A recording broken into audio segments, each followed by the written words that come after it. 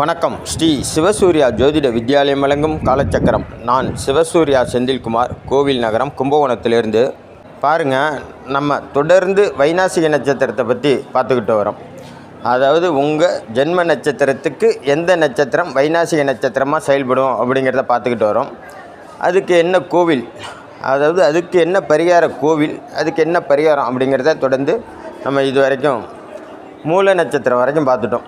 இந்த நட்சத்திரத்தில் பூராட நட்சத்திரத்தை பற்றி பார்க்க போகிறோம். பூராட நட்சத்திரத்தில் பிறந்த அனைவருக்கும் எந்த நட்சத்திரம் வைநாசிக நட்சத்திரமாக செயல்படும் அப்படிங்கிறத பார்ப்போம். உங்களுடைய ஜென்ம நட்சத்திரம் பூராடம் நட்சத்திரம் அப்படின்னா, இந்த பூராடம் நட்சத்திரத்திலேருந்து எண்ணி வரக்கூடிய 22வது நட்சத்திரத்தின் கடைசி பாதம், அதாவது 22வது நட்சத்திரத்தின் 4ஆம் பாதம். இன்னும் உங்களுக்கு துல்லியமாக கணக்கெடுக்கணும் அப்படின்னு பார்த்தீங்கன்னா, நீங்கள் பூராட நட்சத்திரம் 1ஆம் பாதத்தில் பிறந்திருந்தால் அதிலேருந்து எண்ணி வரும்போது 88வது நட்சத்திர பாதத்தை எடுக்கணும். அதே போல் நீங்கள் பூராடம் 2ஆம் பாதத்தில் பிறந்திருந்தால் அதிலேருந்து எண்ணி வரக்கூடிய 88வது நட்சத்திர பாதத்தை எடுக்கணும். நீங்கள் பூராடம் 3ல், அதாவது பூராடம் 3ஆம் பாதத்தில் பிறந்திருந்தால் அதிலிருந்து எண்ணி வரக்கூடிய 88வது நட்சத்திர பாதத்தை கணக்கில் எடுத்துக்கணும். நீங்கள் பூராடம் 4ஆம் பாதத்தில் பிறந்திருந்தால் அதிலேருந்து எண்ணி வரக்கூடிய 88வது நட்சத்திர பாதத்தை கணக்கில் எடுக்கணும். அப்படி நீங்கள் கணக்கில் எடுக்கும்போது பூராடம் 1ஆம் பாதத்தில் பிறந்திருந்தவங்களுக்கு மட்டும்தான் சித்திரை 4ஆம் பாதம் வைநாசிக நட்சத்திர பாதமாக செயல்படும். ஏன் அப்படின்னு கேட்டிங்கன்னா, இதனுடைய சூட்சமே நீங்கள் எந்த நட்சத்திர பாதத்தில் பிறக்கிறீங்களோ அதிலேருந்து 88வது நட்சத்திர பாதத்தை தான் எடுக்கணும்னு மூல நூல்கள் சொல்லியிருக்கு. ஆகையினால எந்த மூல நூல்லையும் இது வரைக்கும் உங்களுடைய ஜென்ம நட்சத்திரத்துக்கு 22வது நட்சத்திரம் தான் வைநாசிக நட்சத்திரமாக செயல்படும் அப்படின்னு குறிப்பிடவில்லை. மூல நூல்களில் என்ன சொல்லப்பட்டிருக்கு அப்படின்னு பார்த்தீங்கன்னா, உங்கள் ஜென்ம நட்சத்திர பாதத்துக்கு 88வது நட்சத்திர பாதம்தான் வைநாசிக நட்சத்திர பாதமாக செயல்படும் அப்படின்னு தான் சொல்லப்பட்டிருக்கு. இந்த வகையில் பார்க்கும்போது இந்த பூராட நட்சத்திரத்தில் பிறந்தவங்களுக்கு, பூராடம் 1ஆம் பாதத்தில் பிறந்தவங்களுக்கு சித்திரை 4ஆம் பாதம் வைநாசிக நட்சத்திர பாதமாக செயல்படும். பூராடம் 2ஆம் பாதத்தில் பிறந்தவங்களுக்கு சுவாதி நட்சத்திரம் 1ஆம் பாதம் தான் வைநாசிக நட்சத்திரமாக செயல்படும். அதே போல் பூராடம் 3ஆம் பாதத்தில் பிறந்தவர்களுக்கு சுவாதி 2ஆம் பாதம் தான் வைநாசிக நட்சத்திர பாதமாக செயல்படும். அதே போல் பூராடம் 4ஆம் பாதத்தில் பிறந்தவர்களுக்கு சுவாதி 3ஆம் பாதம் தான் வைநாசிக நட்சத்திர பாதமாக செயல்படும். இதை நீங்கள் நல்லா புரிஞ்சுக்கணும். இதில் ஒரு விதிவிலக்கு என்னான்னு பார்த்தீங்கன்னா, இந்த பூராடம் 1ஆம் பாதத்தில் பிறந்தவங்களுக்கு அதுக்கு 22வது நட்சத்திர பாதமான லாஸ்ட்டு பாதமான சித்திரை 4ஆம் பாதம் வந்தால் கூட உங்களை ரொம்ப துன்புறுத்தாது, துயரப்படுத்தாது. ஏன் அப்படின்னு கணக்கெடுத்து பார்த்தீங்க அப்படின்னா, இந்த பூராட நட்சத்திரத்துக்கு 2வது நட்சத்திரமான உத்திராடம், அதாவது சூரியனுடைய நட்சத்திரம் நட்பு தாரையாக வரும். அதாவது சம்பத்து தாரையாக செயல்படும். பூராட நட்சத்திரத்துக்கு 2வது நட்சத்திரமான உத்திராட நட்சத்திரம் சம்பத்து தாரையாக செயல்படும். அப்போ தாராபலன் மூலியமாக இதை பார்க்கும்போது, தாராபலன் மூலமாக எண்ணும்போது என்ன ஆகும்னு பார்த்திங்கன்னா, இந்த பூராட நட்சத்திரத்துக்கு அவிட்ட நட்சத்திரம் ஷேம தாரையாக வரும், அதாவது நட்பு தாரையாக வரும். அதே போல் 13வது நட்சத்திரமான மிருகசீரிஷம் ஷேம தாரையாக வரும். அதாவது 13வது நட்சத்திரமாக வந்துச்சு அப்படின்னாலே அது உங்களுக்கு 4வது நட்சத்திரம்னு கணக்கில் வச்சுக்கோங்க. 13 அப்படின்னு வந்துச்சுனாலே 3யும் 1யும் கூட்டினீங்கன்னா 4 ஆகிடும். அப்போது அது ஷேமத்தாரையில் வரும். அதே போல் இந்த பூராட நட்சத்திரத்துக்கு 22வது நட்சத்திரமான சித்திரை நட்சத்திரமும் உங்களுக்கு ஷேமத்தாரையில் தான் வரும். எப்படி வரும்னு பார்த்தீங்கன்னா, 2 2 + 2 கூட்டல் 4, அப்போ அதுவும் ஷேமத்தாரையில் தான் வரும். இதில் ஒரு சூட்சம ரகசியத்தை பாருங்கள். ஒரு நன்மைக்குள்ளும் ஒரு தீமை அப்படிங்கிறது தான் ஜோதிட விதி. அதில் இந்த 22வது ஷேமத்தாரையில் 3வது பாதம் வரைக்கும் உங்களுக்கு நன்மை செய்யக்கூடிய பாதமாக அமைஞ்சிரும். அப்போ அந்த 4ஆம் பாதம் மட்டும்தான் உங்களுக்கு தடை, தாமதம், நோய் நொடியை கொடுக்கக்கூடிய தாரையாக செயல்படும். அதாவது 88வது நட்சத்திர பாதம். இந்த மாதிரி ஒரு அமைப்பு இருந்தால் கூட நீங்கள் ஒரு அளவுக்கு உங்களுடைய உடலையும் மனதையும் பாதித்தாலுமே கூட அதுக்கு பரிகாரம் மூலியமாக நீங்கள் அதை சரி பண்ணிக்கலாம். ஆனால் பாருங்கள், நீங்கள் இந்த 88வது நட்சத்திர பாதத்தை கணக்கெடுக்கும்போது உங்களுக்கு பூராடம் 2ஆம் பாதமாக வந்துருச்சுன்னு வச்சுக்கோங்க. அங்கே என்ன ஆகும் அப்படின்னா, இந்த 88வது நட்சத்திர பாதத்தை எண்ணும்போது சுவாதி நட்சத்திரம் 1ஆம் பாதத்தில் போய் முடியும். எங்கே 88வது நட்சத்திர பாதம்ங்கிறது இந்த பூராட நட்சத்திரம் 2ஆம் பாதத்திலேருந்து நீங்கள் எண்ணிங்கன்னா சுவாதி நட்சத்திரம் 1ஆம் பாதத்தில் போய் முடியும். அப்போ இந்த சுவாதி 1ல் போய் முடியும் போது உங்களுக்கு கடுமையான தோஷத்தை கொடுக்கும். இந்த வைநாசிக நட்சத்திரமாக செயல்படும்போது இந்த சுவாதி நட்சத்திரம் 2ஆம் பாதம், சுவாதி நட்சத்திரம் 1ஆம் பாதம், அதாவது நீங்கள் பூராடம் 2ஆம் பாதத்தில் பிறந்திருந்தால் அதிலேருந்து நீங்கள் எண்ணி வரும்போது 88வது நட்சத்திர பாதத்தை கணக்கெடுத்திங்கன்னா சுவாதி நட்சத்திரத்தின் 1ஆம் பாதம் வரும்.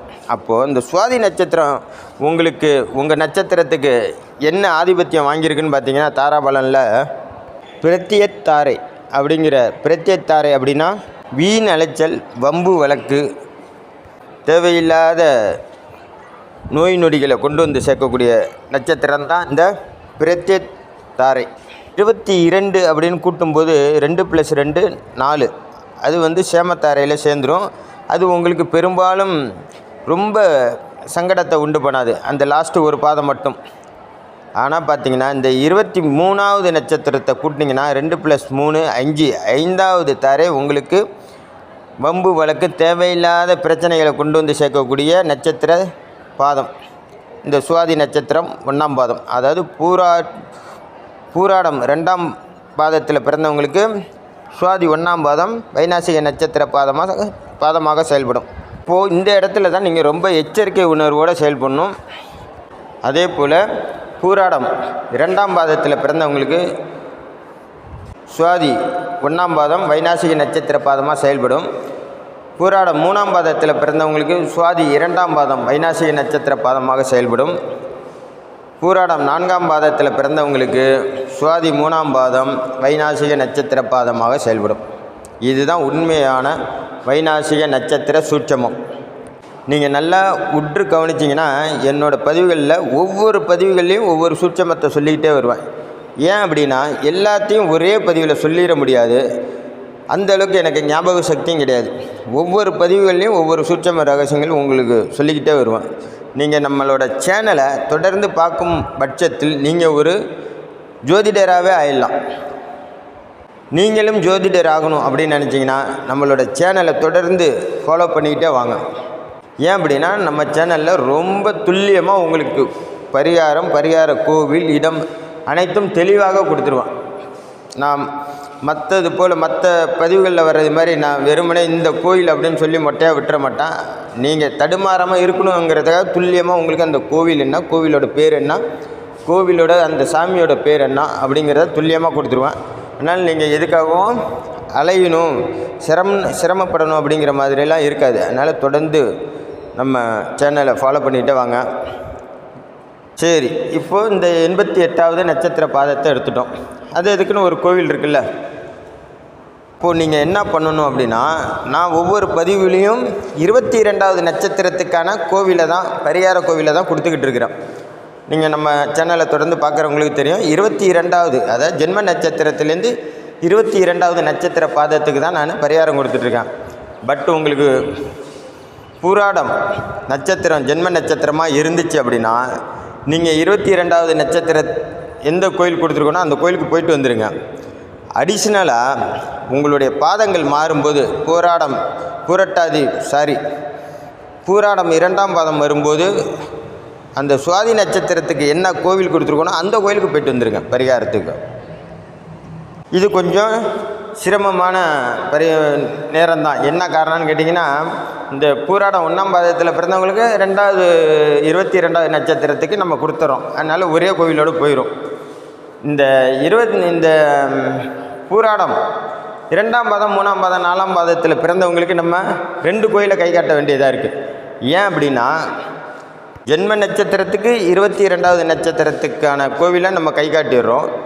அதே நேரத்தில் மூல நூல்களில் சொல்லப்பட்ட 88வது நட்சத்திர பாதம் வைநாசிக நட்சத்திரமாக செயல்படும்போது அந்த தோஷத்திலேருந்து நீங்கள் விடுபடணும் அப்படிங்கிறதுக்காக தான் இந்த 88வது நட்சத்திர பாதத்துக்கான கோவிலை நீங்கள் கண்டுபிடிச்சி போயிட்டு வாங்கன்னு சொல்கிறது. அது ஒன்றும் உங்களுக்கு பெரிய விஷயம் கிடையாது. நம்ம சுவாதி நட்சத்திரத்துக்கு எந்த கோவிலை கொடுத்துருக்கோன்னு பாருங்கள், அந்த கோயிலுக்கு போய்ட்டு வந்துடுங்க. சரி, இப்போ நம்ம விஷயத்துக்கு வருவோம். இந்த பூராட நட்சத்திரத்தை ஜென்ம நட்சத்திரமாக கொண்டு பிறந்தவர்களுக்கு 22வது நட்சத்திர பாதம் லாஸ்ட்டு பாதம் வைநாசிக நட்சத்திரமாக செயல்படும். இந்த வைநாசிகனமா என்ன அப்படின்றத பார்ப்போம். வைப்பு நிதின்னு சொல்கிறோம்ல, வைப்பு நிதினா நம்மள்கிட்ட என்ன வைப்பு இருக்குது, நம்மள்கிட்ட என்னென்னலாம் இருப்பு இருக்குதோ அதுக்கு பேர் தான் வைப்பு நிதின்னு நீங்கள் கேள்விப்பட்டிருப்பீங்க. அதை நம்ம சேர்த்து வைக்கிறதுக்கு பேர் தான் வைப்பு நிதி. அதே மாதிரி நீங்கள் கர்மாவை சேர்த்து வச்சுருக்கீங்க தெரியுமா? முன்ஜென்ம கர்மாவை முன்ஜென்மத்திலே கழிக்காமல் நீங்கள் பறவையாக இருக்கலாம், பட்சியாக இருக்கலாம், ஊர்வனையாக நடப்பானையாக இருந்திருக்கலாம் முன் ஜென்மத்தில். ஆனால் இந்த ஜென்மத்தில் உங்களுக்கு 6 அறிவோடு பிறந்திருக்கும்போது அதுக்கான ரகசியங்களை கண்டுபிடிச்சி, அதுக்கான கோவிலை கண்டுபிடிச்சி, அதுக்கான பரிகாரத்தை நீங்கள் செய்யும்போது அது முழுமையாக நிவர்த்தி ஆகிறதுக்கான சதவீதம் 100% வாய்ப்புண்டு. சரி, இப்போ பேசிகிட்டே இருக்கும்போது டிராஃபிக் கண்ணாமண்ணான்னு போகுது, மன்னிக்கணும். இந்த வைநாசிகம் அப்படின்னா நம்ம என்னெல்லாம் இருப்பு வச்சுருக்கோமோ, கையிருப்பு என்னன்னு வச்சுருப்போம்? முன்ஜென்ம கர்மாவில் செஞ்ச பாவத்துக்கு தகுந்த கர்மாவை கையில் வச்சுருப்போம். அதை கழிக்கிறதுக்கு தானே பிறவி எடுக்கிறதே. அதாவது மனித பிறவி எடுக்கிறதே நல்லா கேட்டுக்கோங்க, இந்த மனித பிறவி எடுக்கிறதே கர்மாவை கழிக்கிறதுக்காக தான். இந்த மனித பிறவி யாரெல்லாம் பிறக்கலையோ அவங்க எல்லாருக்குமே கர்மா கிடையாது அப்படின்றத முதல்ல புரிஞ்சுக்கோங்க. அதிகப்படியான கர்மாவை உள்ளவங்க மட்டும்தான் மனித பிறவியாக வருவாங்க. அவங்க எவ்வளோ பெரிய ஆளாக இருந்தாலும் சரி தான், பாருங்கள், அவங்களோட கர்மாவை அவங்க கழித்த பிறகு தான் இந்த பூமியை விட்டு போவாங்க. கர்மாவை கழிக்கிறதுக்காக தான் மனித பிறவி எடுக்கிறது. அது எதுக்காக அந்த மனித பிறவி எடுக்கிறதுனா, அவங்களுக்கு 6 அறிவை கொடுத்து, நீ போன ஜென்மத்தில் இந்த மாதிரியான தவறு பண்ணியிருக்க, இவ்வளோ கர்மா இருக்குது, இந்த கடவுளை போய் சரணாகதி அடை அப்படிங்கிறத தெளிவுபடுத்துறதுக்காக தான் இந்த பிறவி எடுக்கிறது. இந்த பிறவியில் வைப்பு அப்படின்னு சொல்லக்கூடிய நம்மளோட கர்மா எவ்வளோ இருக்கோ அதை கழிக்கணும் அப்படிங்கிறதுக்காக தான் இந்த வைநாசிக நட்சத்திரம் கொண்டு வரப்பட்டது. இந்த வைநாசிகனா நீங்கள் எவ்வளோ கர்மாவை கையில் வச்சுருக்கீங்களோ அதெல்லாம் உங்கள் கண்ணுக்கு முன்னாடியே நாசம் பண்ணி க்ளீன் பண்ணணும். அதுதான் இந்த வைநாசிக நட்சத்திரத்தின் வேலை. ஒவ்வொரு நட்சத்திரத்துக்கும் ஒவ்வொரு நட்சத்திர பாதத்துக்கும் ஒவ்வொரு காரகத்துவம் உண்டு. அதே மாதிரி கிரகங்களுக்கும் ஒவ்வொரு காரகத்துவம் உண்டு. கிரகங்கள் காரகத்துவத்தை நட்சத்திரம் பண்ண முடியாது, நட்சத்திரத்தோட காரகத்துவத்தை தான் கிரகங்கள் பண்ணும். எப்படி அப்படின்னு பார்த்தீங்கன்னா, ஒரு கிரகம் ஒரு நட்சத்திரத்தில் பயணிக்கும்போது அந்த நட்சத்திரம் அந்த ஜாதகருக்கு என்ன காரகத்துவம் வகிக்குதோ அதன் மூலமாக தான் இந்த கிரகங்கள் பலன் அளிக்கும் ஜாதகருக்கு. அப்போது பாருங்கள், முதல்ல ஜென்மத்தாரையில் பயணிக்கும்போது எந்த கிரகமும் பாருங்கள், ஜென்மத்தில் உனக்கு குருடா, குருவே வரும்போதே ஜென்மத்தில் குருடா அப்படிம்பாங்க. அப்போது ஜென்ம குரு அப்படின்னா ஒரு பயம் வருது பாருங்கள். அந்த ஜென்மத்தில் பயணிக்கும்போது மனிதனை ஒரு பயமுறுத்துறது தான் இந்த குருவோட வேலையே. அப்படின்னா முழு சுபர்னு சொல்லக்கூடிய குருவுக்கே நம்ம இந்த அளவுக்கு பயப்படுறோம், ஜென்மத்தில் குரு வரும்போது பயப்படுறோம் அப்படின்னா, அப்போது செவ்வாய் பகவான், புதன் பகவான், ராகு கேதுக்கள், சனி பகவான், சந்திர பகவான்லாம் வரும்போது என்ன பயப்பட வேண்டியதாக இருக்குது. அதுலேயும் ஜென்மத்தில் இன்றைக்கி சந்திரன்டா, ஜென்மச்சந்திரன், ஜென்ம சனி அப்படிங்கும்போது எவ்வளோ பெரிய பயத்தை ஏற்படுத்துது. இதுலேருந்து நீங்கள் தெரிஞ்சிங்க, இந்த ஒவ்வொரு நட்சத்திரத்திலையும் கிரகங்கள் பயணிக்கும்போது அதற்கான தாராபலனை அதன் மூலியமாகத்தான் நமக்கு கொடுக்கும். இப்போ ஜென்மத்தில் ஒரு ஜென்ம நட்சத்திரத்தில் கிரகங்கள் பயணிக்கும்போது என்ன பலன் கொடுக்கும் அப்படிங்கிறத உங்களுக்கு ஈஸியாக புரிஞ்சிருக்கும். 2வது நட்சத்திரத்தில், அதாவது சம்பத்து தாரையில் பயணிக்கும்போது கண்டிப்பாக அது சில நன்மைகளை வாரி வழங்கிட்டு தான் போகும். இந்த கிரகங்கள் என்ன காரகத்துவமாக வேணால் உங்களுக்கு இருக்கலாம். அதாவது உங்களுக்கு யோகாதிபதியாகவும் இருக்கலாம், அவயோகியாக இருக்கலாம், இல்லை உங்களுக்கு 6, 8, 12 கூடியவராக இருக்கலாம், உங்களுக்கு மாரகாதிபதியாக இருக்கலாம், இல்லை பாதகாதிபதியாக இருக்கலாம். ஆனால் நட்சத்திரத்தில் உங்கள் ஜென்ம நட்சத்திரத்துக்கு 2வது நட்சத்திரத்தில் பயணிக்கும்போது அவர் சம்பத்து தாரையில் பயணிக்கும்போது உங்களுக்கு அவர் சம்பத்துனா நட்பாக தான் செயல்படணும் அந்த கிரகம். இதுதான் காலச்சக்கரத்தின் விதி. ஆனாலும் பாருங்கள், அந்த 2வது நட்சத்திரத்தில் முழுவதும் பயணிக்கும்போது உங்களுக்கு அந்த சம்பத்து தாரை பலனை கொடுக்காது. அதுக்கும் சில சூட்சமங்கள் இருக்குது, சில டிகிரி கணக்கு இருக்குது. நீங்கள் பிறந்த ஜென்ம நட்சத்திரத்தில் எத்தனை டிகிரியில் நீங்கள் பிறந்திருக்கீங்களோ அதுக்கு கணக்கு எடுக்க வேண்டிய இருக்கும். அதுக்கு அடுத்து பாருங்கள், 3வது நட்சத்திரத்தில் கிரகங்கள் பயணிக்கும்போது மூணாவது நட்சத்திரம் என்ன நட்சத்திரம்? வதை நட்சத்திரம். அப்போ உங்களுக்கு இரண்டாவது நட்சத்திரத்தில் பயணிக்கும்போது, உங்களுக்கு சம்பத்து தாரையில் பயணிக்கும்போது உங்களுக்கு நட்பாக உங்களுக்கு நல்ல விஷயங்களை கொடுத்துட்டு போகிற கிரகம் மூணாவது நட்சத்திரத்தில் போகும்போது அதையெல்லாம் பிடுங்கிருங்க. கிரகத்தினுடைய வேலையை தான். உங்கள்கிட்ட கொடுத்தது அப்படியே இருந்தீங்கன்னா நீங்கள் எப்படி பெரிய லெவலில் கடவுளுக்கு நிகராக விட மாட்டிங்களா? உங்கள்கிட்ட கொடுத்து மூணாவது நட்சத்திரத்தில் போனால் அப்படியே லவக்குன்னு பிடுங்கிரும். அப்படியே கிரகங்கள் பிடுங்கிருச்சு, அப்படியே விட்டுட்டு உங்கள்கிட்டருந்து பிடுங்கினதை எடுத்துக்கிட்டு கிரகங்கள் போயிடுச்சு அப்படின்னா அடுத்தது நாலாவது நட்சத்திரம் சேமத்தாரை விடாது. அந்த நட்சத்திரம் உங்கள்கிட்டருந்து மூணாவது நட்சத்திரத்தில் பயணிக்கும்போது உங்கள்கிட்டருந்து ஜாதகர்கிட்டருந்து என்னென்னத்தெல்லாம் பிடுங்கணுச்சோ அப்போ அந்த சேமத்தாரை கிரகத்திலேருந்து பிடுங்கி திரும்ப உங்களுக்கு கொடுத்துரும். அதாவது நாலாவது நட்சத்திரத்தில் பயணிக்கும்போது அப்போ நட்சத்திரம் பிடுங்கி உங்களுக்கு கொடுத்துருது இல்லையா? இப்போ அவர் அஞ்சாவது நட்சத்திரத்தில் பயணிக்கும்போது பிரத்தித் தாரையில் பயணிக்கும்போது என்ன பண்ணுவார்? உங்கள்கிட்டருந்து இந்த நாலாவது நட்சத்திரத்தில் பயணிக்கும்போது என்னென்னலாம் உங்களுக்கு நன்மைகளை செஞ்சாரோ, என்னென்ன நன்மை உங்களுக்கு வீண் அலைச்சல் இருக்காது, தொட்டது துலங்கும். ஆனால் இப்போ அஞ்சாவதில் போகும்போது என்ன பண்ணுவார்? முன்னாடி உங்களுக்கு வீண் அலைச்சல் இல்லாமல் தொட்டது துலங்க கொடுத்தாரா? இப்போ அஞ்சாவதில் பயணிக்கும்போது தொட்டது எதுவுமே துலங்காது, கெட்டது எதுவுமே விலகாது. அங்கே என்ன செஞ்சாரோ அதுக்கு நேர ஆப்போசிட்டாக இதில் செய்வார் அஞ்சாவது நட்சத்திரத்தில் பயணிக்கும்போது. இதுதான் நட்சத்திரத்துக்கும் கிரகங்களுக்கும் உள்ள சுற்றம ரகசியங்கள். ஆகையினால நட்சத்திர வழியில் தான் நமக்கு கிரகங்கள் பலன் அளிக்குமே தவிர கிரகங்கள் டைரெக்டாக பலன் அளிக்காது. ஏன்னா கிரகங்கள் பயணிக்கக்கூடிய பாதை வழியாக தான் நமக்கு பலன்களை அளிக்கும். உதாரணத்துக்கு ஒரு இடத்துலேருந்து இன்னொரு இடத்துக்கு போகணும் அப்படின்னா போகிற ரூட்டு கிளியராக இருந்தால் தான் உங்களால் நடந்தோ சைக்கிள்லையோ வண்டியிலையோ எப்படியோ போய் சேர முடியும். அப்போ அந்த ரூட்டு எந்த ஆதிபத்தியத்தை வாங்கியிருக்கோ அதன் வழியாக தான் உங்களால் பயணிக்க முடியும். அதே போல் தான் இந்த நட்சத்திர மண்டலத்து வழியாக பயணிக்கும் கிரகங்கள் நட்சத்திரம் வாங்கின ஆதிபத்திய ரீதியாக தான் பலனை அளித்து செல்லும். விஷயமெல்லாம் பேசினா நிறையா பேசலாம். நம்ம இப்போ வைநாசிக நட்சத்திரத்தை பற்றி பார்க்க வந்துடுவோம். இப்போது இந்த பூராட நட்சத்திரத்துக்கு 22வது நட்சத்திரமான சித்திரை நட்சத்திரத்துக்கு நம்ம பரிகாரம் சொல்லணும். இப்போ இந்த சித்திரை நட்சத்திரம் யாரோடதுன்னு பார்த்தீங்கன்னா செவ்வாய் பகவானோடது. சுக்கிரன் பூராடம் நட்சத்திரம் யாரோடது பார்த்தீங்கன்னா சுக்கிர பகவானோடது. அப்போ சுக்கிர பகவான் யார்? மனைவியை குறிக்கக்கூடிய கிரகம். செவ்வாய் பகவான் யார்? கணவனை குறிக்கக்கூடிய கிரகம். அதே போல் சுக்கிர பகவான் உடம்பில் நீரை குறிக்கக்கூடிய கிரகம். செவ்வாய் பகவான் உடம்பில் இரத்தத்தை குறிக்கக்கூடிய கிரகம். அப்போது இந்த சுக்கிர பகவானுக்கு 22வது நட்சத்திரமான சித்திரை நட்சத்திரம் 4ஆம் பாதத்தில் ஒரு கிரகம் நின்று திசாபுத்தி நடத்தினால் உங்களுக்கு தடை தாமதம் வம்பு வழக்கு உங்கள் கண்ணுக்கு முன்னாடியே உங்களுடைய பொருட்கள் நாசமாக போகிறத நீங்கள் உணர முடியும். அதனால் அதன் வழியால் உங்களோட மனதும் உடலும் தளர்ந்து போவதை உங்களால் கண்டிப்பாக உணர்ந்து கொள்ள முடியும். ஏன்னா உங்கள் வீணாக போகிறது உங்களோட மனசும் உடலும் தான். அதோட உடலில் காயங்கள் ஏற்படலாம், உடம்பில் ரணவேதனையை அனுபவிக்கக்கூடிய காயங்கள் உண்டாகலாம், அறுவை சிகிச்சை அந்த நேரத்தில் ஏற்படலாம். இது எல்லாமே இந்த தொந்தரவு எல்லாமே கொடுக்கக்கூடிய நட்சத்திர பாதம் தான் இந்த 88வது நட்சத்திர பாதம். இந்த நட்சத்திர பாதத்திலேயே இந்த சித்திரை 4ஆம் பாதத்திலே செவ்வாய் பகவான் நின்று அவரோட திசை புத்தி நடக்கும்போது கடுமையான தோஷத்தை நீங்கள் சந்திக்க நேரிடும். எப்படி நேரிடும்? பெண்ணாக இருந்துச்சுன்னா, அதாவது பூராட நட்சத்திரம் பெண்ணோட ராசியாக இருந்ததுன்னா கண்டிப்பாக இந்த நேரத்தில் பிரிவினை ஏற்பட்டுரும். கணவனுக்கும் மனைவிக்கும் பிரிவினை ஏற்பட்டுரும். நீ போயான்ட்டு பொண்ணு அம்மா வீட்டுக்கு போயிடும், பையன் பொண்ணை வீட்டை விட்டு விரட்டி விட்டுருவான். இந்த கணவன் மனைவிக்குள்ளே சண்டை சச்சரவு வம்பு வழக்கு பிரிவினை கோர்ட்டு கேஸு இந்த மாதிரி ஏற்படும்.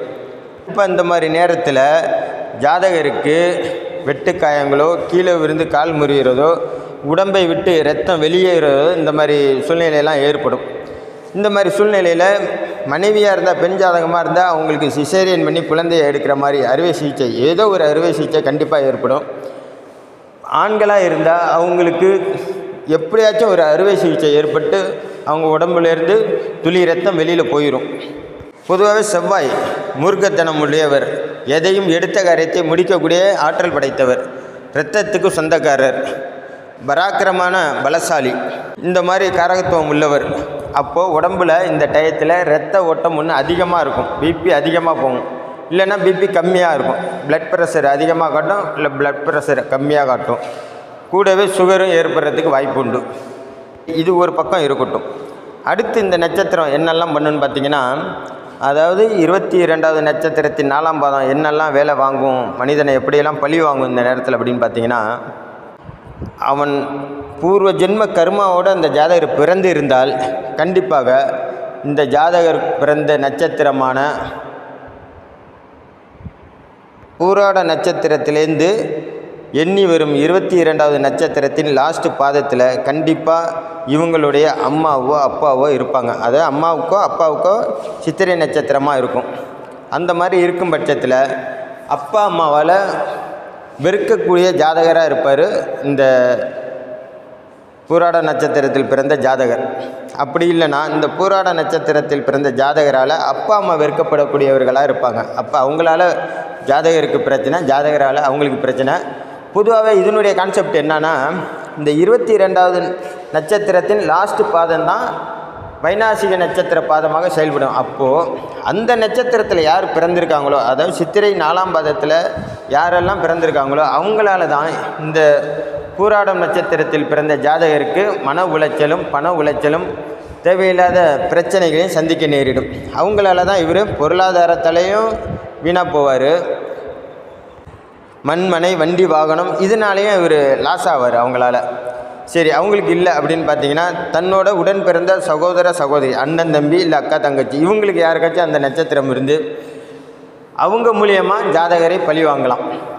இந்த நட்சத்திரத்தோட வேலையை, அதாவது 22வது 4ஆம் பாதத்தின் நட்சத்திரத்து வேலையை இந்த ஜாதகரை வதைக்கணும். அதுதான் அந்த நட்சத்திரத்தின் காரகத்துவம். இப்படி உடன்பிறப்புகளால் சில துன்பங்களை அனுபவிக்க வேண்டியிருக்கும். பெரும் துன்பமாகவும் இருக்கும், சிறு துன்பமாகவும் இருக்கும். அது நட்சத்திரம் வாங்கி வந்த காரகத்துவத்தை பொறுத்து, அதாவது அதில் இருக்கிற கிரகங்களை பொறுத்து. அதில் எந்த கிரகமுமே இல்லை அப்படின்னா பயப்படவே தேவையில்லை. இந்த மாதிரிலாம் எந்த பிரச்சனையும் ஆகுது. நல்லா புரிஞ்சுக்கோங்க. இந்த சித்திரை 4ஆம் பாதத்தில் எந்த கிரகமும் இல்லை, எந்த கிரகமும் அங்கே இல்லை அப்படின்னாலே உங்களுக்கு அதுக்கான திசா புத்தி கண்டிப்பாக நடக்காது. அந்த மாதிரி இருந்துச்சு அப்படின்னா தான் நீங்கள் பயப்படணும். அதுக்கான ஜோதிடரை பார்த்து சரியான பரிகாரத்தை தேர்ந்தெடுக்கணும். இந்த பரிகார கோயிலுக்கு போகணும். அது இல்லைன்னா நீங்கள் அதையெல்லாம் கடந்து போயிடலாம், அடுத்தடுத்த ஸ்டெப்பை நீங்கள் பார்க்க போயிடலாம். அதே போல் இந்த பூராடம் 2ஆம் பாதத்தில் பிறந்திருந்தால் நீங்கள் சுவாதி 1ல் கிரகங்கள் இருக்கான்னு பார்க்கணும். பூரட்டாதி 2ல் பிறந்திருந்தால் சுவாதி பூரட்டாதி 2ல் பிறந்திருந்தால் சுவாதி 1ல் கிரகம் இருக்கான்னு பார்க்கணும். பூரட்டாதி 3ல் பிறந்திருந்தால் சுவாதி 2ல் கிரகம் இருக்கான்னு பார்க்கணும். பூரட்டாதி 4ல் பிறந்திருந்தால் சுவாதி 3ல் கிரகம் இருந்து திசாபுத்தி நடக்குதான்னு பார்க்கணும். அந்த மாதிரி திசாபுத்தி நடக்கும்போது நீங்கள் எச்சரிக்கையாகவும் அதற்கான கோவிலை தேர்ந்தெடுத்து போய் பரிகாரம் பண்ணிட்டு வரணும் அந்த நேரத்தில். இல்லைன்னா நீங்கள் அதை பற்றி கவலையப்பட தேவையில்லை, உங்களுக்கு எந்த பிரச்சனையும் இல்லை, நீங்கள் அதை கடந்து போயிடலாம். நீங்கள் நல்ல கர்மாவில் தான் பிறந்துறீங்க. வைநாசிக நட்சத்திரம், அதாவது உங்களுடைய கர்மா உங்களுக்கு இருப்பு இல்லை அப்படின்றத நீங்கள் புரிஞ்சுக்கலாம்.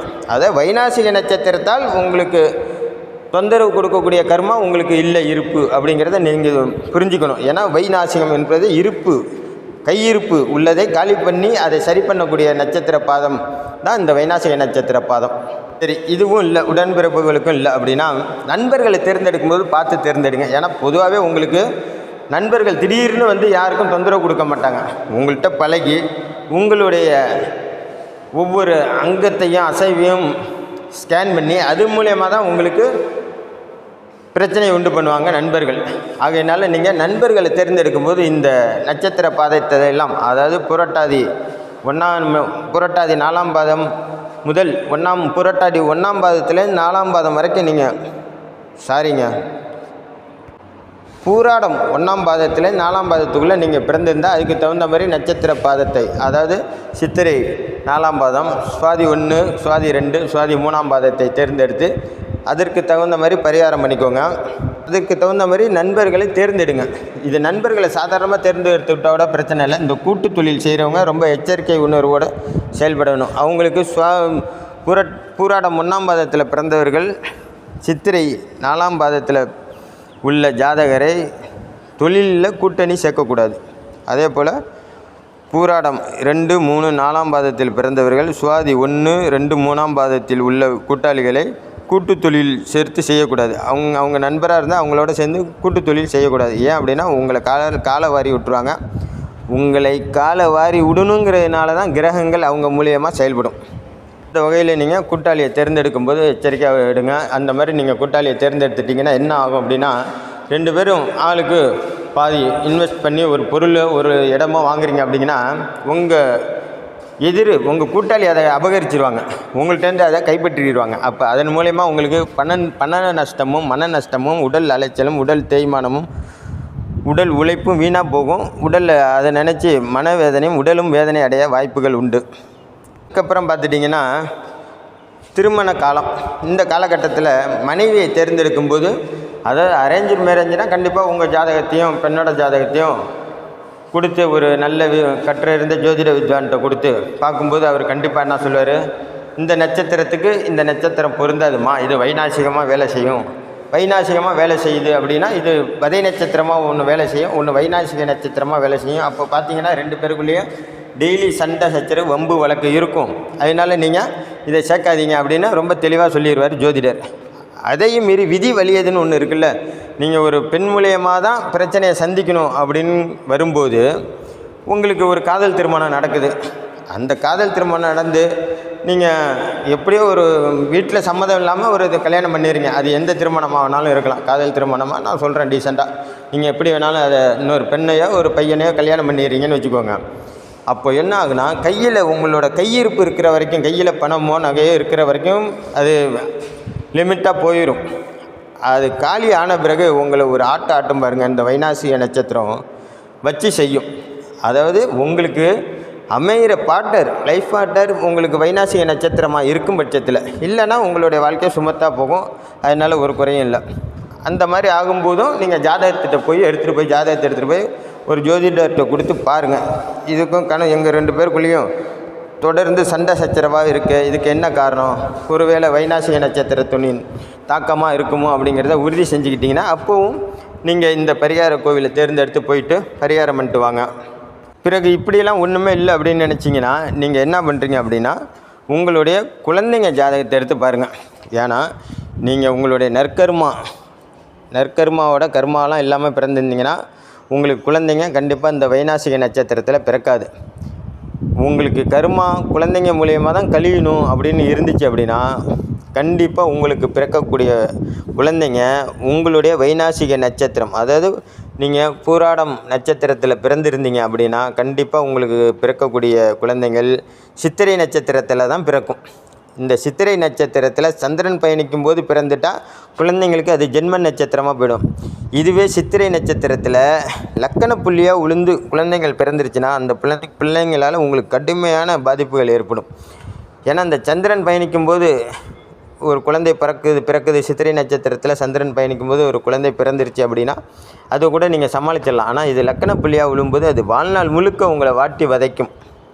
அது என்ன ஆகும் அப்படின்னு பார்த்தீங்கன்னா, உங்கள் மனதையும் உடலையும் கடைசி வரைக்கும் வாட்டி வதைப்பதாகவே இருக்கும். உங்களுக்கு எதிராகவே இந்த குழந்தைகள் செயல்படும். சரி, இந்த மாதிரி இருக்கான்னு பார்த்துங்க. இந்த மாதிரிலாம் இருந்துச்சுன்னா ஜாதகத்தை போய் காட்டுங்க. அந்த மாதிரி வைநாசிக தோஷம் குழந்தைங்களுக்கு ஆப்போசிட்டாக தான் இருக்குது. உங்கள் நட்சத்திரத்துக்கு 22வது நட்சத்திரத்தில் தான் குழந்தை பிறந்திருக்கு. அதாவது உங்கள் நட்சத்திர பாதத்துக்கு 88வது நட்சத்திர பாதத்தில் தான் குழந்தை பிறந்திருக்கு அப்படின்னா இதை நீங்கள் நல்லா கவனிச்சுக்கோங்க. பூராடம் 1ஆம் பாதம்னா சித்திரை 4ஆம் பாதம், பூராடம் 2ஆம் பாதம்னா சுவாதி நட்சத்திரத்தில் போய் நீங்கள் கணக்கெடுத்துக்க வேண்டியதான். அப்போது சித்திரை நட்சத்திரத்தை கொடுத்த கோவிலுக்கு நீங்கள் போகணும். சுவாதி நட்சத்திரம் 88வது பாதமாக விழுந்துருச்சுன்னா நீங்கள் கண்டிப்பாக சுவாதி நட்சத்திரத்துக்கு என்ன வைநாசிக கோயில் கொடுத்துருக்கணும் அங்கே போய்ட்டு வரணும். இந்த மாதிரிலாம் இருந்துச்சுன்னா இப்போது நான் சொல்லக்கூடிய இந்த கோவிலுக்கு போய்ட்டு வாங்க, கண்டிப்பாக உங்களுக்கு விமோச்சனம் பிறக்கும். அதே போல் நீங்கள் கோவிலுக்கு கிளம்பும்போது உங்கள் குலதெய்வத்தை நினச்சி உங்கள் பூஜை அறையில் ஒரு பித்தளை தட்டில் பச்சரிசியை நிரப்பி அது மேலே நல்ல பித்தளை விளக்க, காமாட்சி விளக்குன்னு சொல்லக்கூடிய விளக்கை நல்லா புளி போட்டு கழுவி அதில் மஞ்சள் குங்குமம் வச்சு அதில் நல்லெண்ணெய் விட்டு பஞ்சித்திரியும் தாமரைத்தண்டு திரிநூலும் போட்டு தீபம் ஏற்றிட்டு அதுக்கு பக்கத்தில் ஒரு எலுமிச்சம்பழத்தை வச்சுட்டு அந்த தீபத்தை உங்கள் குலதெய்வமாக நினச்சி, நான் இந்த மாதிரி வைநாசிக தோஷத்துக்காக இந்த கோவிலுக்கு பரிகாரத்துக்காக போகிறேன், நீங்கள் ஆசீர்வாதம் கொடுத்தா தான் நான் போவேன், நீங்கள் இல்லாமல் எனக்கு இது முழுமை பெறாது, நீங்கள் என் கூடவே இருந்து என்னை ஆசீர்வதித்து வழி நடத்தி சொல்லணும், குலதெய்வமே உன் குலத்தில் பிறந்துட்டேன், இந்த வைநாசிகன் தோஷத்தை நிவர்த்தி பண்ணி வை, நீ எனக்கு கூடயே இருந்து எனக்கு உதவிகரமாக இரு அப்படின்னு மனமுருக வேண்டிக்கோங்க உங்கள் குலதெய்வத்தை. கூப்பிட்ட குரலுக்கு ஓடோடி வரும் ஒரே தெய்வம் குலதெய்வம். இந்த குலதெய்வத்தின் அருள் இருந்தால் மட்டும்தான் உங்களால் அடுத்தடுத்து பயணங்களை மேற்கொள்ள முடியும். உங்களுக்கு எந்த பிரச்சனையும் இல்லாமல் நீங்கள் கோவிலுக்கு போயிட்டு வர முடியும். இல்லைனா தடை தாமதம் ஏற்பட்டுக்கிட்டே தான் இருக்கும். அதனால் முதல்ல இந்த குலதெய்வத்தை வேண்டிக்கோங்க, 2 பத்தியை கொளுத்தி வைங்க. நீங்கள் கோவிலுக்கு பரிகாரத்துக்கு கிளம்புங்க. இதுக்கான கோவில் எங்கே இருக்குதுன்னு பார்த்தீங்கன்னா, சென்னை தாம்பரம் பக்கத்தில் நல்லிணக்க ஈஸ்வரர்ன்ற கோவில். அந்த கோவிலுக்கு போயிட்டு பூராடம் நட்சத்திரத்தின் அதிபதி சுக்கிரன், அவருடைய திசை 20 + சித்திரை நட்சத்திரத்தின் அதிபதி செவ்வாய், செவ்வாயின் திசை 7, 20 + 7 27 புது மண் அகல் விளக்கு வாங்கிக்கோங்க. 27 விளக்குக்கும் தேவையான நெய்யும் சுத்தமான நல்லெண்ணெயும் வாங்கிக்கோங்க. இந்த 2ஐயும் மிக்ஸ் பண்ணி இந்த 27 அகல் விளக்குலையும் ஃபுல் பண்ணுங்கள். இந்த 27 அகல் விளக்குக்கும் பஞ்சுத்திரியும் தாமரைத்தண்டு திரிநூலும் பிணைந்து திரிநூலாக போடுங்க. 27 அகல் விளக்குக்கும் அதை கிழக்கு முகமாக பார்த்து தீபம் ஏற்றுங்க. தீபம் ஏற்றிட்டு ரோஜா இதழ்கள், உதிரி இதழ்களாக வாங்கி அந்த தீபத்துக்கு ஆசீர்வாதம் பண்ணுற மாதிரி அந்த தீபத்துக்கு போடுங்க. ஏன் அப்படின்னா, நீங்கள் ஒவ்வொரு தீபத்துக்கும் ஒவ்வொரு பூ வைக்க முடியாது. அதனால் இந்த பூவை நீங்கள் இப்போ தண்ணி வந்ததுன்னா, ஆற்றுல தண்ணி வந்தால் எப்படி பூ தூவி வரவேற்கிறாங்க, அது மாதிரி இந்த பூ தூவி வரவேற்கணும். யாரை? அந்த 27 விளக்கில் எரிகிற தீபங்கள் 27 மகாலட்சுமி அம்சம், அவங்கள வரவேற்கணும். இதை அப்படியே கடவுள் ஏற்றுப்பார். நீங்கள் இந்த தீபத்தை ஏற்றிட்டு இந்த புஷ்பத்தை தூவி வரவேற்றுட்டு அவங்கள்ட்ட ஆசீர்வாதம் வாங்கிட்டு நேராக சிவபெருமான்கிட்ட போங்க. அவர்கிட்ட என்னோடய வைநாசிக தோஷத்துக்காக வந்திருக்கேன், அந்த தோஷம் நிவர்த்தி ஆகணும் கடவுளே அப்படின்னு வேண்டி மனமுருக வேண்டிட்டு அவருக்கு ஒரு மாலையை போடுங்க. மாலையை போட்டுட்டு உங்கள் பேரில் ஒரு அர்ச்சனை பண்ணுங்கள். அம்பாளுக்கு போங்க, அவங்களுக்கு ஒரு மாலையை போடுங்க, உங்கள் பேரில் ஒரு அர்ச்சனை பண்ணுங்க. கோவிலை 11 முறை சுற்றி வாங்க. இந்த 11 முறைங்கிறது உங்களுக்கு வெற்றிக்கு வழிவகை செய்யக்கூடிய எண்ணிக்கை. இந்த 11 அப்படின்னாலே அது வெற்றி. 11 முறை சுற்றிட்டு கொடிமரத்தில் விழுந்து கொடிமரத்தில் சாஷ்டாங்கமாக விழுந்து வணங்குங்க. 2.25 மணி நேரம் குறைச்சலாக ஒரு கோவிலுக்குள்ளே போயிட்டிங்கன்னா 2.25 மணி நேரம் இல்லை ஒரு 2.5 மணி நேரம்னாலும் இருங்க. எவ்வளோதோ துன்பத்தையும் துயரத்தையும் தாங்கிக்கிட்டு வாழ்க்கை நடத்துகிறீங்க, அதையெல்லாம் ரிமூவ் பண்ணணும் அப்படின்னா கண்டிப்பாக 2.5 மணி நேரத்துக்கு 3 மணி நேரம் கூட அந்த கோவிலில் இருக்கலாம். நீங்கள் எந்த அளவுக்கு அந்த கோவிலில் இருக்கீங்களோ அந்த அளவுக்கு உங்களுடைய உடம்பில் உள்ள இந்த வைநாசிக சக்தி வெளியில் போய் அந்த வைநாசிகத்தை நிறைவு செய்கிற, அதாவது அந்த வைநாசிக தோஷத்தை க்ளீன் பண்ணக்கூடிய சக்தி, பஞ்சபூதங்களின் ஆற்றலை நீங்கள் உடம்பில் ஏற்றிக்கிட்டு வரலாம் வீட்டுக்கு. சரி, அங்கே இருந்துட்டு வீட்டுக்கு கிளம்பும்போது போனது சித்திரை நட்சத்திரத்துக்கான பரிகார கோவில். அப்போ நீங்கள் என்ன பண்ணணும்? சித்திரை நட்சத்திரம் செவ்வாய் வருது. செவ்வாய்க்கு மிகவும் பிடித்த துவரம் பருப்பால் செய்த இனிப்பு பலகாரமாக இருக்கணும். அதாவது துவரம் பருப்பை நல்லா வேக வச்சு அதை கடைஞ்சி அதில் நாட்டு சர்க்கரை போட்டு நல்லா பால் ஊற்றி ஒரு பாயாசமாக செஞ்சுக்கோங்க. இதை அங்கே போய் 11 பேருக்கு கொடுங்க. 11 பேர் அப்படிங்கிறது வெற்றிக்கு வழிவகை செய்யக்கூடிய ஒரு எண்ணிக்கை தான். ஒரு கப்பில் ஊற்றி ஒரு 11 பேருக்கு இந்த துவரம்பருப்பு பாயாசத்தை கொடுங்க. கொடுத்துட்டு வெளியில் கோவிலை விட்டு வெளியில் வரும்போது ஒரு 11 பேருக்கு அன்னதானம் பண்ணுங்கள். இந்த தானத்திலே சிறந்த தானம் அன்னதானம் அப்படின்னு எல்லா ஜோதிட விதிகளும் சொல்லுது, எல்லா முனிவர்களும் சித்தர்களும் சொல்கிறாங்க. அதனால் அன்னதானம் பண்ணுங்கள் ஒரு 11 பேருக்கு. அதுவும் வெற்றியின் எண்ணிக்கை தான். நீங்கள் செய்யக்கூடிய இந்த பரிகாரத்துக்கான வெற்றிக்கு வழிவகை செய்யக்கூடிய எண்ணிக்கை தான் இந்த 11 பேருக்கும் அன்னதானம் பண்ணுங்கள். வாட்டர் பாட்டிலோடு அன்னதானம் பண்ணுங்கள். ஏன்னா சாப்பிட்டுட்டு அந்த தண்ணியை சாப்பிடும்போது விக்கல் வந்தாலோ சாப்பிடும்போது அவங்களுக்கு தண்ணி தாகம் ஏற்பட்டாலோ சாப்பாடு வாங்கி கொடுத்தாரு தண்ணி வாங்கி கொடுக்கல பாரு அப்படின்னு குறை தான் சொல்லுவாங்களே தவிர நீங்கள் சாப்பாடு வாங்கி கொடுத்த சாப்பாட்டுக்கு நன்றி சொல்ல மாட்டாங்க. அதனால் சாப்பிடும்போது கண்டிப்பாக ஒரு வாட்டர் பாட்டில் வாங்கி கொடுத்துருங்க. வாட்டர் பாட்டில் வாங்கி கொடுத்துட்டு ஒரு வாட்டர் பாட்டிலும் சாப்பாடும் வாங்கி கொடுத்து அவங்கள சாப்பிட சொல்லுங்கள். அவங்க சாப்பிட்ட பிறகு அவங்களோட வயிறும் மனசும் நிறைஞ்சிருச்சு அப்படின்னா கண்டிப்பாக சாப்பாடு வாங்கி கொடுத்தாருப்பா அவர் நல்லா இருக்கணும் அப்படின்னு மனசுக்குள்ளேயே நினைப்பாங்க. உங்களை வாழ்த்துறாங்களோ இல்லையோ மனசுக்குள்ளேயே கண்டிப்பாக நினைப்பாங்க. அது உங்களோட வாழ்க்கையை மேலும் மேலும் உயர்த்தும், உங்களோட தோஷத்தை முழுவதுமாக நீக்கும். அப்போது ஒரு மனிதனோட மனசு நிறையணும்னா முதல்ல வயிறு நிறையணும். இந்த வயிறு நிறைஞ்சாலே மனசு நிறைஞ்சிரும். மனசு நிறைஞ்சால் அவன் தூங்க ஆரம்பிச்சிருவான். ஒரு மனுஷன் எப்போ தூங்குறான் நிம்மதியாக அப்படின்னு பார்த்தீங்கன்னா மனசு நிறைஞ்சால் மட்டும்தான் தூங்குவான். மனசு எப்போ நிறையும்? அவனுக்கு 1000 கவலைகள் இருக்கும். வயிறு நிறைஞ்சிருச்சுன்னா மனசு தானாக நிறைஞ்சிடும். அப்போது உங்களுடைய அன்னதானம் ஒருவருடைய வயிறையும் மனசையும் நிறைவு செய்யும் பட்சத்தில் உங்களுடைய தோஷங்கள் எல்லாமே நிவர்த்தி ஆகிடும். அவங்க சாப்பிட்ட சாப்பாடு அவங்க வாய் வாழ்த்துதோ இல்லையோ, அவங்க வயிறு கண்டிப்பாக உங்களை வாழ்த்தும். அந்த வாழ்த்தானது உங்களை வாழ்வாங்கு வாழ வைக்கும். எந்த அளவுக்கு தர்ம காரியங்கள் செய்கிறீங்களோ அந்த அளவுக்கு உங்களுடைய கர்மங்கள் குறையும். கர்மங்கள்னால் நான் தேவையில்லாத செலவு பண்ணுறீங்கள, அது எல்லாமே கர்மம் தானே. அதாவது தேவைக்கு ஏற்ற செலவு பண்ணால் அது எல்லாமே நல்லது. தேவையில்லாமல் அலைச்சல், தேவையில்லாமல் மன உளைச்சல், தேவையில்லாமல் வெட்டித்தன செலவு, இது எல்லாமே என்ன கர்மம்டா சாமி அப்படின்னு சொல்கிறோம்ல, அந்த மாதிரி அதெல்லாம் கர்மம். கர்மாவை கழிக்கிறதுக்கு பதில் நீங்கள் தர்மத்தை செஞ்சிங்கன்னா தானாகவே அங்கே தர்மம் செய்யும்போது அங்கே பொருளை பணத்தை செயல்பாட்டுகளை கொடுத்தா தான் நம்ம தர்மம் செய்ய முடியும். தர்மம்னா சும்மா கையில் எப்படி வெறுங்கையால் முளம் போட முடியாது. தர்மம் செய்கிறதுக்கும் நம்மள்கிட்ட பணம் இருந்தால் தான் செய்ய முடியும், பொருள் இருந்தால் தான் செய்ய முடியும். ஆகையினால தர்மத்தை இப்படி செய்யலாம். கர்மமாக போகிற காசை தர்மமாக செஞ்சிங்கன்னா தானாகவே அங்கே கர்மங்கள் குறைஞ்சிரும். இதை முடிச்சுட்டு நீங்கள் வீட்டுக்கு போங்க. போகிற வழியில் விநாயகர் கோயிலில் ஒரு தீபத்தை ஏற்றுங்க. தீபம் ஏற்ற முடியலையா ஒரு சூடத்தை ஏற்றுங்க. ஒரு தேங்காய் எப்போதும் பரிகாரத்துக்கு நீங்கள் வெளில கிளம்பிட்டாங்க லாஸ்ட்டாக ஒரு தேங்காய் கையில் வச்சுக்கணும். எப்போ பரிகாரத்துக்குன்னு யார் கிளம்புனாலும் ஒரு தேங்காய், நல்ல நெத்து தேங்காய், செதர் தேங்காய் உடைக்கிறதுக்காக வச்சுக்கணும் கையில். இதை அந்த விநாயகர் போய் ஒரு தீபத்தை ஏற்றிட்டு விநாயகர் 3 சுற்றி சுற்றிட்டு இந்த தேங்காயை உங்கள் தலையை சுற்றி ஒரு 3 சுற்றி சுற்றி விநாயகருக்கு நேராக என்னோடய வைநாசிக தோஷம் இதோட நிவர்த்தி போட்டு அடிங்க. ஒரே அடி தேங்காய் அப்படியே சில்லு சில்லாக போயிடணும். அது எந்த அளவுக்கு சில்லு சில்லாக போதோ அதே அளவுக்கு உங்களுடைய வைநாசிக தோஷமும் சில்லு சில்லாக போயிடும். நீங்கள் நேராக வீட்டுக்கு போங்க. நீங்கள் வீட்டிலேருந்து கிளம்பும்போது குலதெய்வத்துக்காக தீபம் ஏற்றி வச்சுட்டு கிளம்புனீங்க இல்லையா, அது எரியுதான்னு பாருங்கள். அது அணைஞ்சிருச்சுன்னா திரும்பவும் எண்ணெய் விட்டு தீபத்தை ஏற்றுங்க. 2 பத்தியை கொளுத்தி வைங்க. உங்கள் குலதெய்வத்துக்கு மனதார நன்றி சொல்லுங்கள். நன்றி சொல்லிட்டு அந்த எலுமிச்சம்பழத்தை எடுங்க. அங்கே ஒரு எலுமிச்சம்பழம் வைக்க சொன்னேன் இல்லையா, ராஜாக்கனி எலுமிச்சம்பழத்தை எடுத்து அதை கட் பண்ணி ஜூஸ் போட்டு முதல்ல இந்த பரிகாரம் பண்ணவங்க குடிங்க. மிச்சம் இருக்கிறத குடும்பத்தில் உள்ளவங்க எல்லோரும் குடிங்க. அந்த தோலை யார் கால்படாத இடத்துல கொண்டு போய் அப்புறப்படுத்திடுங்க.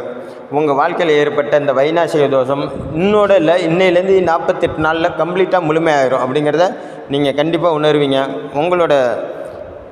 உங்களுடைய கருத்துக்களை கமெண்ட்ஸில் சொல்லுங்கள். நீங்கள் இது வரைக்கும் என்னோடய சேனலை சப்ஸ்கிரைப் பண்ணாமல் பார்த்தீங்கன்னா தயவுசெய்து சப்ஸ்கிரைப் பண்ணி பாருங்கள். அது ஒரு நாள் இல்லை ஒரு நாள் என்னுடைய பதிவு உங்கள் வாழ்வாதாரத்தையும் உங்கள் வாழ்க்கையும் மாற்றக்கூடிய பதிவாக வந்து உங்களை சேரும். இந்த பதிவு உங்களுக்கு பிடிச்சிருந்துன்னா மற்றவங்களுக்கு ஷேர் பண்ணுங்கள், அவங்களுக்கு பயனுள்ளதாக இருக்கும். நன்றி, வணக்கம், நல்லதே நடக்கும். அடுத்த பதிவில் நம்ம உத்திரட்டாதி நட்சத்திரமும் அதற்கான வைநாசிக கோவிலையும் அதுக்கான வைநாசிக தோஷ நிவர்த்திக்கான பரிகாரத்தையும் பார்ப்போம். நன்றி, வணக்கம், நல்லதே நடக்கும். வாழ்க வளமுடன்.